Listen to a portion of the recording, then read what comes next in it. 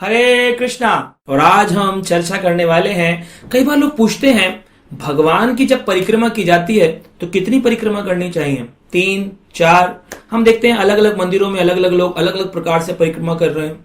शिव जी के मंदिर में जाते हैं तो हमें कितनी करनी चाहिए, कृष्ण भगवान के मंदिर में जाते हैं तो कितनी करनी चाहिए। आइए आज शास्त्रों के अंदर ज्यादा गहराई में प्रवेश कर इन पुराणों में देखें। हरि भक्ति विलास नामक ग्रंथ में कहा गया, चतस्त्रः केशवे धातात शिवा तव अर्ध प्रदक्षिणाम।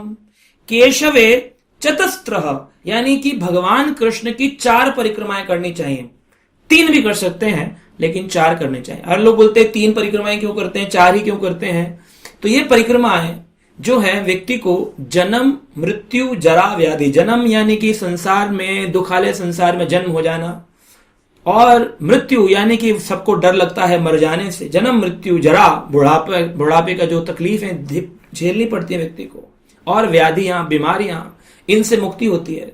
3 परिक्रमा करने वाले व्यक्ति तमोगुण रजोगुण और सतोगुण, इन 3 प्रकार के बंधन से जो जीवात्मा बंधी है उनसे मुक्त हो जाते हैं। भगवान सभी बंधनों को नाश करते हैं। और परिक्रमा करते वक्त हम केंद्र में भगवान कृष्ण को रखते हैं कि भगवान कृष्ण मेरे जीवन के केंद्र बिंदु हूं, the centre of my life, centre focus point Krishna.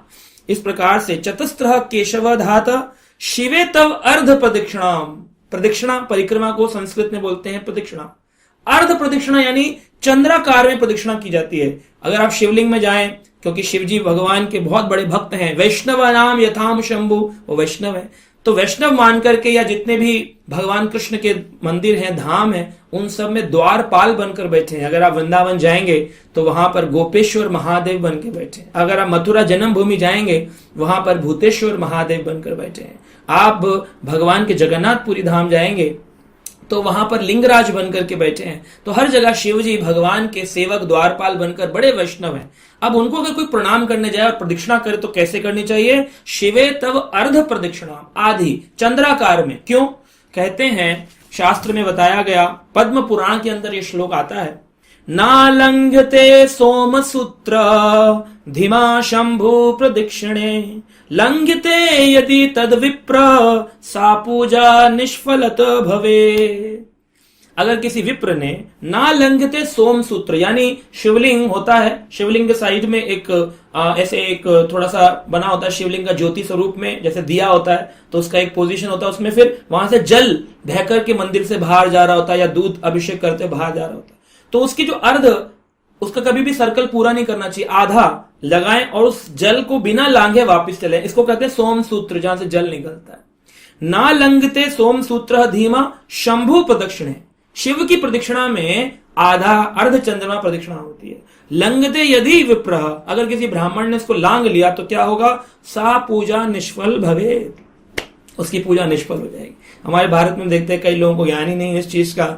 Shiv जी हैं, भोले बाबा हैं, अरे वो वैष्णव हैं बहुत बड़े, और वैष्णव की कृपा है कि मुझे हरि चरणों में प्रीति हो जाए, और उसके लिए अगर हम उनसे कृपा मांगने जाते हैं, अर्ध प्रदक्षिणा करनी है, आधी प्रदक्षिणा करनी है, तो इन प्रदक्षिणाओं के बड़े फल मिलते हैं। अगर कोई व्यक्ति केशव यानी कृष्ण भगवान की 4 परिक्रमाएं करता है, कहते हैं उसे समस्त कोटि तीर्थ भ्रमण का फल मिल जाता है। समस्त कोटि, संसार में कितने तीर्थ हैं, वो सारे तीर्थों में भ्रमण का फल, सारे तीर्थों में स्नान का फल मिल जाता है। और कहते हैं कि संसार के चक्र से वो व्यक्ति मुक्त होता है, जन्म मृत्यु जरा व्याधि आदि चीजों से मुक्त हो जाता है।